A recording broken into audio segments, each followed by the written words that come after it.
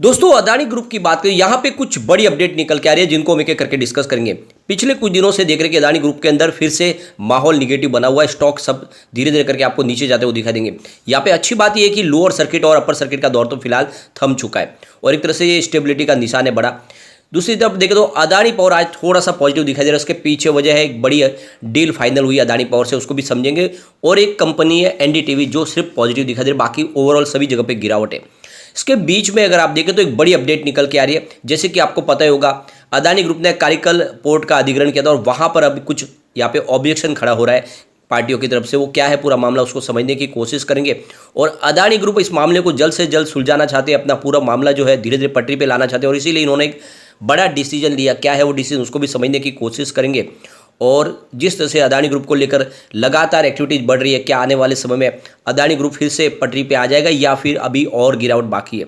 लोगों को समझ में नहीं आ रहा कि अदानी ग्रुप में क्या किया जाए, क्योंकि आप देख सकते हो कि भले ही विश्व के इन्वेस्टर तो अदानी ग्रुप के साथ खड़े हो, लेकिन इंडिया के इन्वेस्टर को अभी भी भरोसा हो नहीं पा रहा है। तो इन सारी बातों को समझने की कोशिश करेंगे और जो लेटेस्ट अपडेट है उनको एक एक करके डिस्कस करेंगे। लेकिन फ्रेंड उससे पहले अगर आप पहली बार हमारे चैनल पर आए तो चैनल को सब्सक्राइब कर दीजिए, एक बेल आइकॉन दबा दीजिए ताकि जब भी नया वीडियो बने पहला नोटिफिकेशन आपको मिले। वीडियो पसंद आए तो लाइक शेयर जरूर कीजिए। चलो फ्रेंड्स वीडियो स्टार्ट करते हैं। मैं हूं आपका दोस्त एस.बी. दवे और हमारे अपने चैनल ऑनलाइन कमाई में आपका बहुत बहुत स्वागत है।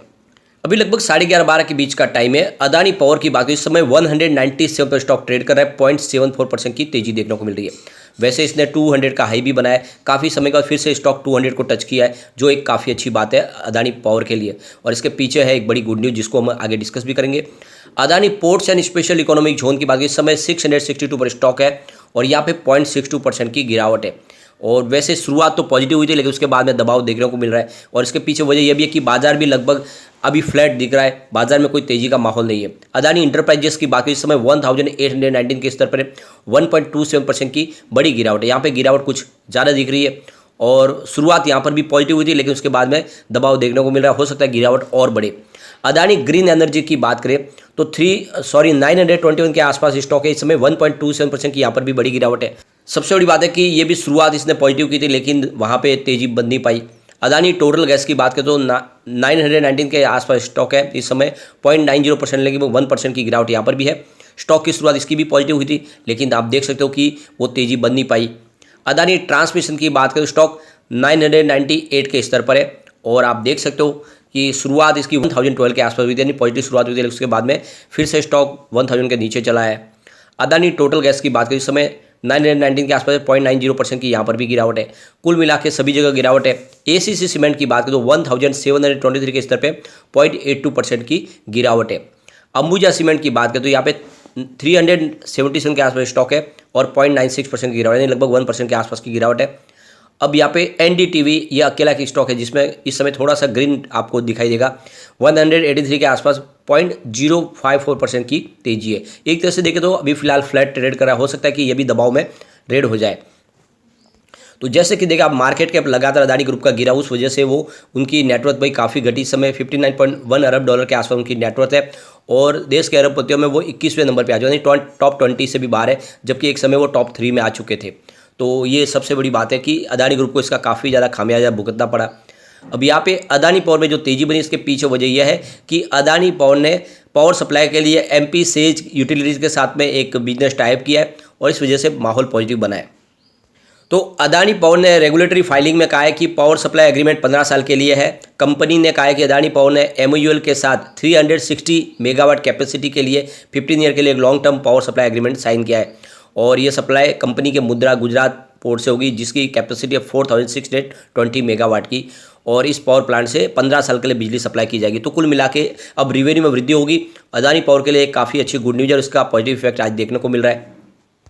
अब यहाँ पे एक बड़ी अपडेट और निकल के आ रही है। जैसे कि आपको पता होगा अदानी ग्रुप ने एसीसी सीमेंट और अंबुजा सीमेंट का अधिग्रहण किया होलसेम कंपनी के पास से। अब यहाँ पे एक बड़ा फैसला किया अदानी ग्रुप ने। अदानी ग्रुप एसीसी सीमेंट की जो आप देखें तो थाने में जो कैंपस है उसको मोनिटाइज करने जा रहे हैं। तो अदानी ग्रुप ने फैसला किया है कि एसीसी सीमेंट की जो मुंबई सबब में जो ठाणे में जो ज़मीन है उसको वो मोनिटाइज करेंगे और उससे कुछ पैसे कमाने की कोशिश कर रहे हैं।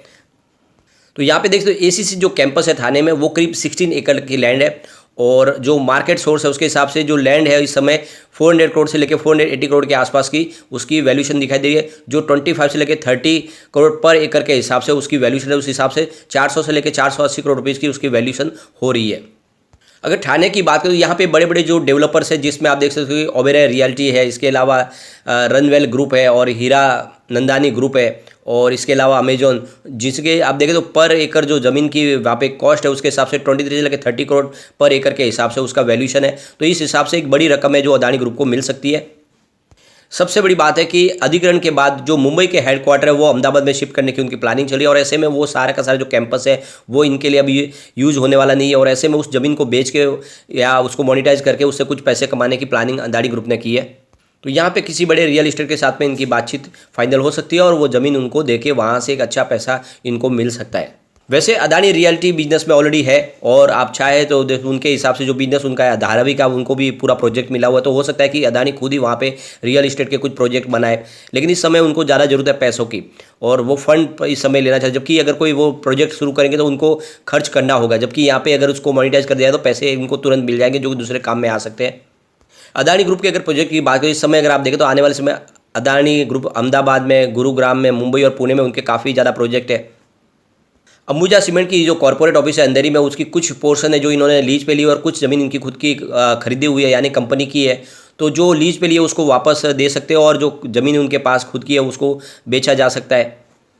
तो काफ़ी बड़ा फैसला किया जा रहा है कि किस तरह से देखें तो जो है ज़मीन को जो है उसको बेचा जाए या फिर उसको दूसरे तरीके से इस्तेमाल किया जाए, लेकिन फ़ंड रेज किया जाए, क्योंकि उनको ज़रूरत नहीं है। अभी ये सारा का सारा जो बिजनेस है वो हेडक्वार्टर उनका अहमदाबाद में होगा, क्योंकि ऑलरेडी उनका सारा बिजनेस अहमदाबाद में है। तो वो वैल्यूशन उनकी ज़मीन की है, वो उसे बेच के उसको पैसे कमाने की प्लानिंग की जा रही है, तो काफ़ी अच्छी बात है। एक बड़ी अपडेट और निकल के आ रही है, जैसे कि आपको पता होगा पिछले दिनों शरद पवार ने पूरा सपोर्ट किया अदानी ग्रुप का। उन्होंने एक इंटरव्यू दिया था जिसमें कहा था कि अदानी ग्रुप को एक तरह से फंसाया गया है, टारगेट किया गया, क्योंकि ये जो सारा मामला उसमें कोई दम नहीं है, फिर भी उस मामले को उछाला जा रहा है। उन्होंने ये भी कहा कि जेपीसी के गठन की कोई जरूरत ही नहीं है, क्योंकि जेपीसी में कुछ भी यहाँ पे क्लियर होने वाला नहीं है। तो ऐसे में लग रहा है कि अदानी के कुछ अच्छे संबंध है शरद पवार के साथ में, और इसीलिए कल इन्होंने 2 घंटे की बड़ी मीटिंग की है शरद पवार के साथ में उनके घर पर जाके। और इस मीटिंग में क्या बातचीत हुई तो क्लियर नहीं हुआ, लेकिन आप देख सकते हो कि इससे बहुत सारी हलचल होने लगी है विपक्ष की पार्टियों में। और देख सकते हो कि उसके बाद में शिवसेना के उद्धव ठाकरे ग्रुप की तरफ से संजय राउत उनसे मिलने भी गए। तो इसका मतलब क्या अंदर से अंदर कुछ बातें हो रही है, क्या चल रहा है। लेकिन कुल मिला के देखो अदानी ग्रुप अपनी हर कोशिश कर रहे हैं कि किस तरह से इस पूरे मामले से बाहर निकला जाए। अब यहाँ पर एक बड़ी अपडेट और निकल के आ रही है, जैसे कि आपको पता है कारिकल पोर्ट का अधिग्रहण अदानी ग्रुप ने कर लिया, और ये अधिग्रहण हुआ है हिंडनबर्ग की रिपोर्ट के बाद में। लेकिन अब यहाँ पे जो खबर निकल के आ रही है कि जो वहाँ की पौंडुचेरी की जो सीपीआई पार्टी है वो अब यहाँ पे प्रोटेस्ट करेगी इस कारिकल पोर्ट के अधिग्रहण के अगेंस्ट। तो यहाँ पे सीपीआई की तरफ से डिसीजन लिया गया कि 28 अप्रैल को एक प्रोटेस्ट किया जाएगा अदानी ग्रुप के खिलाफ। तो यहाँ पे जो पोर्ट सौंपा गया है कारिकल का अदानी ग्रुप को, ये इसके खिलाफ है सीपीआई, और वो चाहते हैं कि ये पूरी तरह से जो अधिग्रहण इसको कैंसिल किया जाए, और इसके लिए वो एक बड़ा यहाँ पे प्रोटेस्ट करने जा रहे हैं, और इसके लिए उन्होंने डेट डिसाइड कर ली है। तो अभी भी मुसीबतें कम नहीं हो रही, लगातार बहुत सारी प्रॉब्लम है जो खड़ी हो रही है। दूसरी तरफ अदानी ग्रुप ने एक बड़ा फैसला और किया है। उन्होंने 22 अप्रैल यानी कल एक मीटिंग रखी गई है, जिस मीटिंग में देख सकते हो अदानी पोर्ट्स की तरफ से जो इनके कुछ सिक्योरिटीज़ है यहाँ पे देख सकते हो उसको बायबैक किया जा सकता है। डेट सिक्योरिटीज़ को डॉलर या रुपए के रूप में आंशिक रूप से बायबैक करने की यहाँ पे चर्चा हो सकती है। और एक तरह से देखें तो अदानी ग्रुप चाहते हैं कि आने वाले समय में एक नए सिरे से कामकाज शुरू किया जाए, पुराने जो भी कर्ज है उसको कम किया जाए, उसके लिए ये एक बड़ा फैसला लिया जा सकता है, और इसकी घोषणा कल हो सकती है। तो कुल मिला के बहुत सारी बातें निकल के आ रही है जो आने वाले समय में दशा और दिशा तय करेगी अदानी ग्रुप की। इसके लिए हमें वेट जरूर करना होगा, लेकिन जो सबसे बड़ी बात है कि गिरावट काफ़ी ज़्यादा हो रही है, लगातार हो रही है। भले ही बड़ी गिरावट नहीं है, लेकिन थोड़ी थोड़ी करके गिरावट तो हो रही है, और ऐसे में अभी हमें वेट करना होगा इस ग्रुप में निवेश करने से पहले। लेकिन फ्रेंड, कोई भी इन्वेस्टमेंट करने से पहले अपने फाइनेंशियल एडवाइजर के बारे में ले ले, या अपना खुद का रिसर्च करें, क्योंकि मैंने वीडियो आपके एजुकेशनल पर्पज़ के लिए ही बनाया। वीडियो पसंद आए तो लाइक शेयर जरूर कीजिए और चैनल को सब्सक्राइब कर दीजिए। Thank you friend.